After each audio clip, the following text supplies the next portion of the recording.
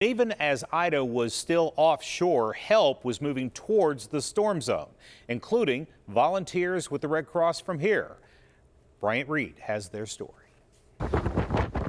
As Hurricane Ida makes impact on Louisiana, a couple of Pittsburgh volunteers from the Red Cross are hopping in a van and heading down south to help families. My game plan is very simple. We were assigned to drive this emergency response vehicle, which is a mobile feeding station, and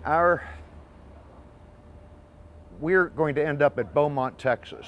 It's a 19-hour drive going over 1,300 miles. It's Charlie Williamson's 19th natural disaster he's been deployed to, and he says each one always affects families differently. Every disaster response is unique. None are exactly the same. We plan for things, and one thing we learned in the Red Cross is to be flexible. And that means making sure he can always help by keeping spirits high. The Red Cross mission is to alleviate human suffering in the face of disaster. And we keep that in front of us. You can't allow yourself to get too emotional. You have to stay upbeat in front of clients. Stay as positive as you can, and only give them the most accurate information.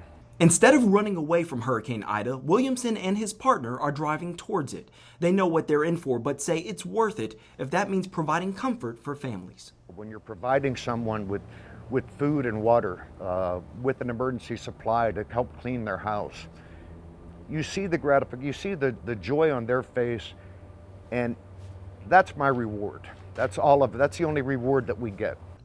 Now, according to Williamson, he says Red Cross volunteers are only able to drive about 4 hours at a time per driver and up to 500 miles a day, so it'll be about a 3-day trip for them until they get to Texas. And in total, the Red Cross says there will be about 14 volunteers heading down south from the Keystone State. I'm Bryant Reed, KDKA News.